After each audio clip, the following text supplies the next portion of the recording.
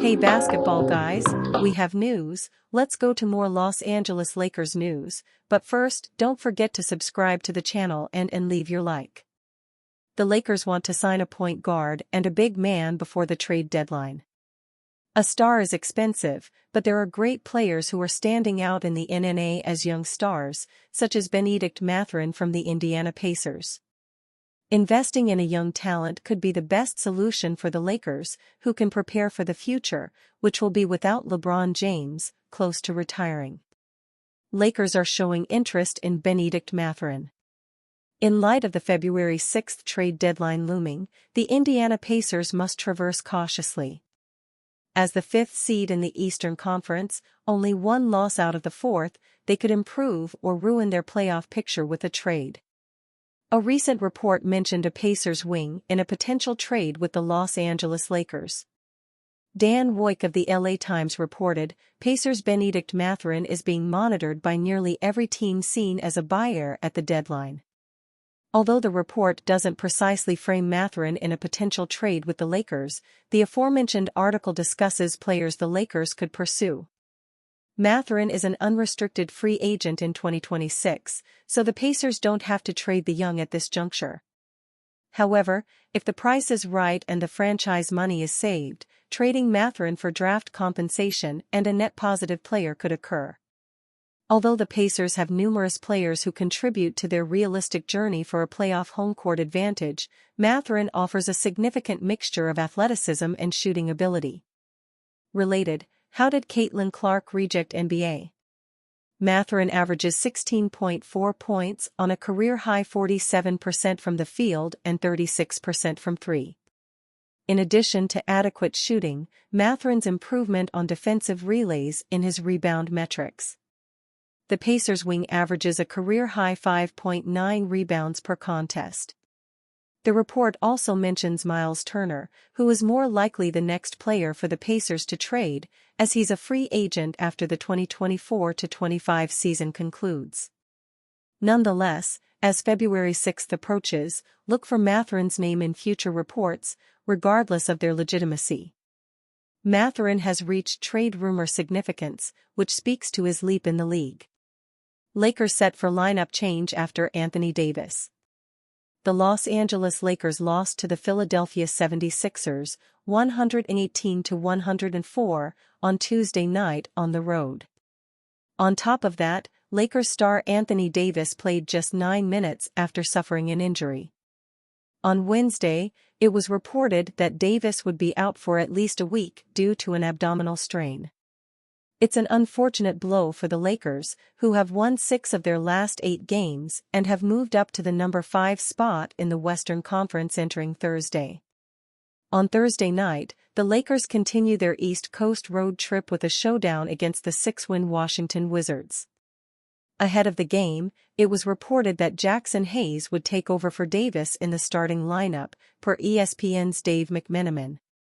Los Angeles Lakers guard Austin Reaves, 15, 5's Los Angeles Lakers center Jackson Hayes, 11, Jonathan Huiamain Images Hayes played 18 minutes on Tuesday night, scoring just 4 points with 3 rebounds off the bench. On the year, he is averaging just 5.2 points with 3.8 rebounds in just over 16 minutes per game. Now, he will be thrust into the starting lineup until Davis returns or if the Lakers make a trade before the deadline. Hayes will immediately have to face Wizards center Jonas Valanciunas, and the Lakers then face the New York Knicks, putting Hayes up against Karl-Anthony Towns. Christian Koloko is another option for the Lakers while Davis is out. He played 17 minutes and had 4 points, 4 rebounds and a pair of rebounds against the 76ers. For now, J.J. Redick is going with Hayes, although things can change quickly. Explaining Anthony Davis's abdominal strain injury and a potential return timeline. Let's take a closer look at Anthony Davis's abdominal strain injury through a medical lens and see how long the Lakers may be without their star big man. Los Angeles Lakers big Anthony Davis left the team's most recent game against the Philadelphia 76ers in the first quarter and was eventually ruled out for the game. The team gave an update stating that he suffered an abdominal strain and would be re-evaluated in 1 week. Davis has been relatively injury-free this season, and, really, over the last 2.5 seasons, which makes the street clothes moniker look even sillier, and this could be his first extended absence of the season. Let's take a closer look at the injury. First things first, what exactly is an abdominal strain? That term refers to an injury to a muscle in the abdominal group. A strain is medically a tear and graded on a spectrum. The lowest is a grade 0, no overt injury, while grade 1 is typically micro tears in the muscle and scales up to a grade 4, which is a complete rupture of the muscle.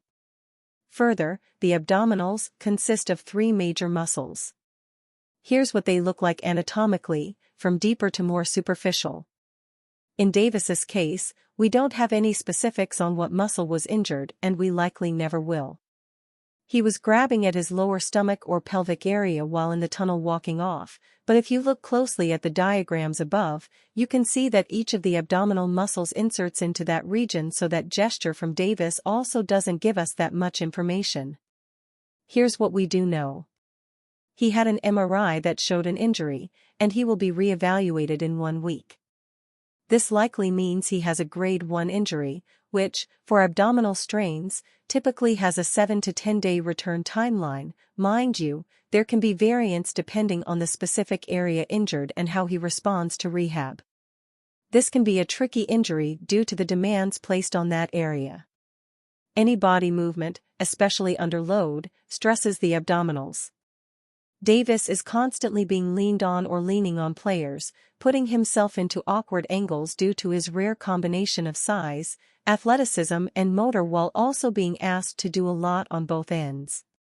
That puts a major demand on his body, including his abdominals. It's not surprising that he picked up this injury while playing his 3rd game in 4 nights and coming off a high-usage game against the Charlotte Hornets the night before. For now, the medical staff will focus on dampening any pain or discomfort Davis is experiencing and then reintroducing mobility and strength work as tolerated. No muscular injury is ever ideal, but the good news is that Davis has done an excellent job of managing his injuries recently. Further, his teammate LeBron James wasn't overly concerned about it either, stating that Davis would be just fine. In the meantime, the Lakers will have to hold down the fort until AD is back, with Jackson Hayes and Christian Koloko likely getting the lion's share of those minutes unless GM Rob Pelinka is able to strike a deal for another big.